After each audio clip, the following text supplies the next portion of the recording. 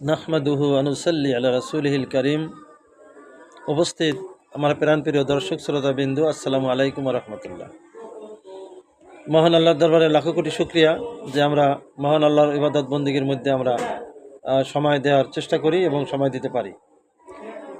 আমি মহান আল্লাহ রব্বুল আলমিনের প্রিয় হাবিব মুহাম্মদ রাসূলুল্লাহ সাল্লাল্লাহু আলাইহি সাল্লামের একখানা হাদিস আপনাদের কাছে উপস্থাপন করব। হাদিসটি বিশিষ্ট সাহাবায়ে কেরাম হযরত ইবনে মাসউদ রাদিয়াল্লাহু তাআলা আনহু থেকে বর্ণিত। ওয়ালা কুলতু ইয়া রাসূলুল্লাহ, তিনি বলেন, হে আল্লাহ রাসূল, আইয়ে আমালু আহাব্বা ইলাল্লাহি তাআলা। তিনি জিজ্ঞেস করলেন, ইয়া রাসূলুল্লাহ, আল্লাহ রাব্বুল আলামিন সবচেয়ে মহব্বত করেন, সবচেয়ে প্রিয় জানেন কোন আমলকে, কোন আমলটা আল্লাহর কাছে সবচেয়ে প্রিয়, সবচেয়ে মহব্বতের? কলা, আল্লাহ রাসূল সাল্লাল্লাহু আলাইহি ওয়াসাল্লাম বললেন, আস-সালাতু আলা ওয়াক্তিহা। আল্লাহ রাসূল সাল্লাল্লাহু আলাইহি ওয়াসাল্লাম জানালেন যে আল্লাহর সবচেয়ে প্রিয় ইবাদত বান্দার জন্য ওইটা, যেই ইবাদতটার নাম হলো সালাত, অর্থাৎ টাইম মতো নামাজ পড়া, অক্ত মতো নামাজ পড়া। যখন অক্ত হয়ে যাবে তখন সে নামাজ পড়বে। নামাজের ব্যাপারে সে গাফলতি করবে না, নামাজ আদায়ের ব্যাপারে সে অলসতা করবে না। নামাজের আজান দিয়েছে, সে নামাজের জামাতের সাথে আদায় করার জন্য সে প্রস্তুতি নিয়ে মসজিদে অথবা জামাতে গিয়ে শরিক হবে।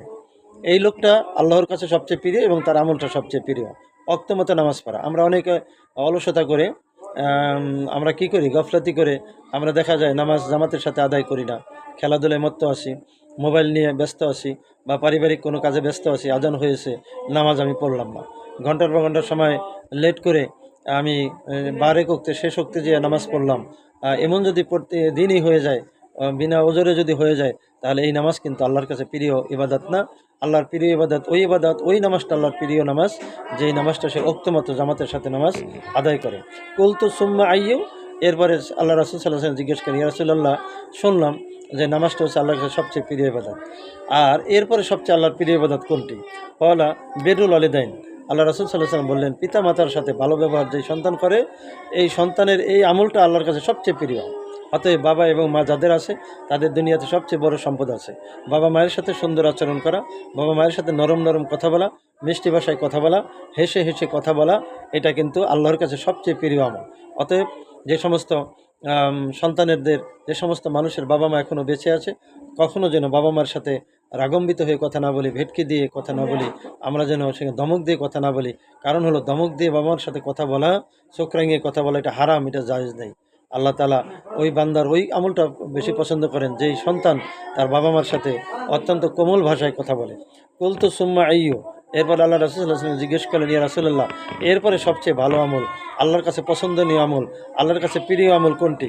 আল্লাহ রাসূল বলেন, জিহাদু ফি সাবিলিল্লাহি।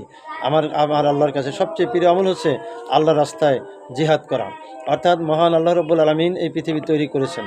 পৃথিবীতে যত 18,000 মাখলুকাত আল্লাহ তৈরি করেছেন, আল্লাহর তৈরি দুনিয়া, আল্লাহর তৈরি সৃষ্টিজীব, এই সৃষ্টিজীব আল্লাহর হুকুম মতো তারা দুনিয়াতে চলবে। আল্লাহর হুকুম ছাড়া দুনিয়াতে অন্য কোনো হুকুম চলতে পারে না। অন্য কোনো হুকুম তারাই চালাইতে পারে যারা আল্লাহর দুনিয়ার থেকে বের হয়ে অন্য দুনিয়া যদি কেউ বানিয়ে সেখানে বসবাস করতে পারে, তাহলে তারা আল্লাহর হুকুম ছাড়াই তারা সেখানে হয়তো দুনিয়াদারি করতে পারবে। কিন্তু এটা কোশ্চিনকালও সম্ভব নয় যে আল্লাহর দুনিয়া বাদ দিয়ে অন্য কোনো দুনিয়ায় গিয়ে বসবাস করবে। আল্লাহ তাআলা বলছে, ফান ফুজু লা তানফুজুন, কখনো তোমরা এখান থেকে বের হয়ে যাও অন্য কোনো দুনিয়ায়। কিন্তু এরপর আল্লাহ বলছে, লা তানফুজু, কিয়ামত পর্যন্ত চেষ্টা করলো অন্য কোনো দুনিয়া তৈরি করে তোমরা বসবাসের জায়গা স্থাপন করতে পারবে না। তোমরা যাহা কিছু চোখে দেখো, যাহা কিছু না দেখো, সব কিছু আমি আল্লাহর কুদরতের মধ্যে, আমি আল্লাহর তৈরি দুনিয়াতে থাকতেছ। অতএব এই দুনিয়াটা তৈরি করেছেন আল্লাহ, মানুষ তৈরি করেছেন আল্লাহ, 18,000 মাখলুকাত তৈরি করেছেন আল্লাহ।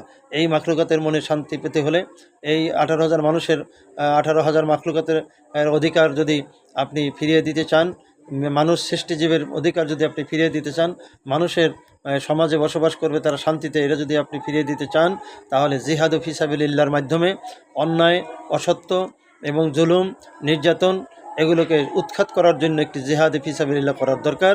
এই জিহাদে ফি সাবিলিল্লাহ একটি দল গঠন হবে। আল্লাহ তাআলা বলছেন, উখরিজাত লিন-নাসি, উখরিজাত লিন-নাস, তোমাদের মধ্যে এমন একটি জাতি হোক, উখরিজাত লিন-নাসি, তোমাদের মধ্যে এমন একটি জাতি বের হও যেই জাতিটা, যেই দলটা ভালো কাজ করবে। যার জন্য আমার বন্ধুরা, আল্লাহর কাছে যদি প্রিয় কাজটি, প্রিয় আমলটি যদি আপনি করতে চান, তাহলে সেটা হবে জিহাদি ফি সাবিলিল্লাহ। বাংলাদেশের প্রেক্ষাপটে বাংলাদেশ দ্বিতীয়বার স্বাধীন হওয়ার পরেও বাংলাদেশের মানুষ কিন্তু এখনও স্বাধীনতার ঘ্রাণ পায়নি।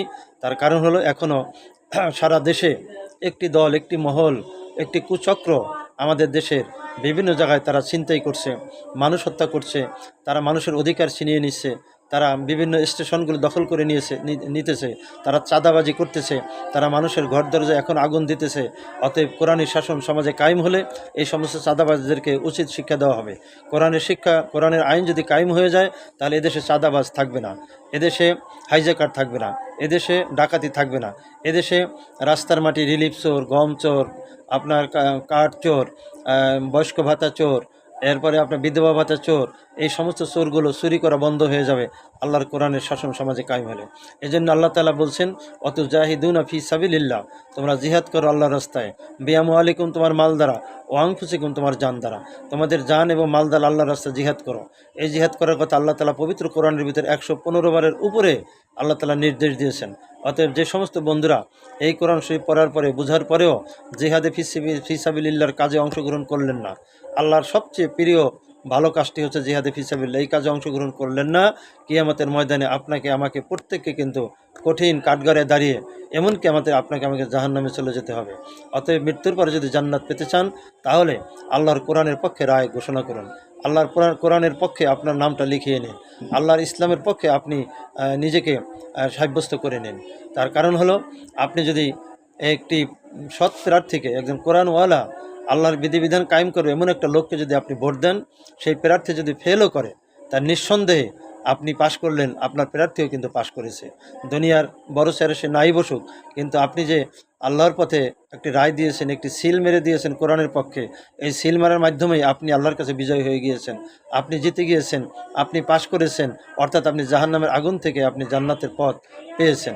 আর যদি আপনার রায়টা যদি কোরআনের পক্ষে না হয়, এই মনে করে যে কোরআনের দলের লোক তো আর পাশ করতে পারবে না, আমরা এই বছর না আগামী বছর ভোট দেব, এই চিন্তা করে যদি আপনি কোরআন বিরোধী আইন যারা সমাজ রাষ্ট্রে বাস্তবায়ন করতে চায় তাদের পক্ষে যদি আপনার রায়টা এসে যায়, তাহলে আপনার দুই দিকের ক্ষতি। একটি ক্ষতি হলো, দুনিয়াতে যেই লোকটাকে আপনি কোরআন, ওযু নাই, গোসল নাই, নামাজ নাই, রোজা নাই, মদখোর, জুয়াখোর, হাইজ্যাকার, রাস্তার মাটি চুরি করবে, বয়স্ক ভাতা চুরি করবে, রিলিফ চুরি করবে, লক্ষ লক্ষ কোটি কোটি টাকা চুরি করে সে টাকার পাহাড় করবে, এমন একটি লোকের হাতে যদি আপনি সিল দিয়ে তাকে চেয়ারম্যান, মেম্বার, এমপি সব বানিয়ে দেন, উনি 5টি বছরে যত অন্যায় করবে, যত গুনাহ করবে, যত পাপ করবে, সকল পাপের ভাগীদার আপনি হবেন দুনিয়ায় থাইকা। এটা হলো আপনার আমার দুনিয়ার লোকসান। আরেকটি লোকসান হলো কিয়ামতের ময়দানে কঠিন আল্লাহর দরবারে দাঁড়ালে আল্লাহ বলবেন যে আমার দিন যারা কায়েম করতে চায় নাই, আমার দিন যারা লুণ্ঠিত করেছে, যারা সমাজের মধ্যে জুলুম অত্যাচার জারি করেছে, যারা চুরি ডাকাতিকে প্রশ্রয় দিয়েছে, এই ধরনের লোকের হাতে তুমি ক্ষমতা দিয়েছো, এই ধরনের লোকের পক্ষে তুমি রায় দিয়েছো, তাদের পক্ষে তুমি ভোট দিয়েছো, আজকে কিয়ামতের ময়দানে তুমি তাদের সাথে তোমার হাসর হবে, তুমি তাদের সাথে তোমার জাহান্নাম হবে। অতএব তুমি তাদের সাথে চলে যাও। কারণ হলো, বলা হয়েছে মান তাসাব্বা বিকাওমি মিনহু, মান তাসাব্বা মিনহু বিকাওমি মিনহু, মান তাসাব্বা বিকাওমি ফাহুয়া মিনহু, যার সাথে যার মহব্বত তার সাথে তার কিয়ামত। দুনিয়াতে যে লোকটাকে তুমি পছন্দ করে তুমি রায় দিয়েছো, তোমার ভোটটা দিয়েছো 5 বছরের জন্য, কিয়ামতের কঠিন ময়দানে এই লোকটার সাথে তোমার হাসর হবে। সে যদি চুরি ডাকাতি অন্যায় জুলুম অবিচার করে থাকে, তাহলে এই চোরদের সাথে তোমার হাসর হবে। আর তোমার রায়ের লোকটি যদি আল্লাহওয়ালা হয়, দিনদার হয়, নামাজি হয়, রোজাদার হয়, কিয়ামতের ময়দানে তোমার কিছু গুনাহ থাকলেও ওই লোকটার পক্ষে থাকার কারণে কিয়ামতের দিন তোমাকে আল্লাহ তাআলা মাফ করে দেবেন। অতএব বন্ধুরা, আল্লাহওয়ালা লোকের পক্ষে যদি অবলম্বন না করেন, দুনিয়াতে 1000 টাকা 500 টাকার নোটের লালসায় যদি আপনি 5 বছরের জন্য তাদের হাতে বিক্রি হয়ে যান, 2 কাপ চায়ের কারণে, 1 প্যাকেট সিগারেটের কারণে যদি আপনি বিক্রি হয়ে যান, মনে রাখবেন কিয়ামতের ময়দানে আপনার আমার জন্য কিন্তু হাসরের ময়দানে জাহান্নাম ছাড়া কোনো উপায় নেই। অতএব বন্ধুরা, আখিরাত, দুনিয়া এবং আখিরাতে যদি আপনি শান্তি চান, তাহলে নিঃসন্দেহে কোরআন বিরোধী লোকের হাতে ক্ষমতা না দেওয়ার জন্য, আল্লাহওয়ালা লোকের হাতে ক্ষমতা দেওয়ার জন্য দিনের পথে আপনার নামটা লিখিয়ে আপনি ফরম পূরণ করে আল্লাহর দলভুক্ত হয়ে যান, আল্লাহর দলের কর্মী হয়ে যান। আপনার প্রার্থী যদি ফেলও করে, কিয়ামতের ময়দানে আপনি কিন্তু পাশ করবেন। আপনার প্রার্থী যদি বিজয় নাও হয়, কিয়ামতের ময়দানে আপনি বিজয় হবেন। আপনার প্রার্থী যদি সে বারবারও ফেল করে, কিয়ামতের ময়দানে আপনি জান্নাতের টিকিট পেয়ে আপনি জান্নাতে চলে যাবেন। অতএব দুনিয়া এবং আখিরাত দুটো সময়ই যেন আল্লাহ তাআলা আমাদের প্রার্থী, আল্লাহওয়ালা প্রার্থীদের সাথে থেকে দুনিয়া আখিরাত কামাই করার জন্য আল্লাহ তৌফিক দান করে। সকলে বলুন আমিন। ও আখির দাওয়ানা আলহামদুলিল্লাহি রাব্বিল আলামিন। আসসালামু আলাইকুম ওয়া রাহমাতুল্লাহ।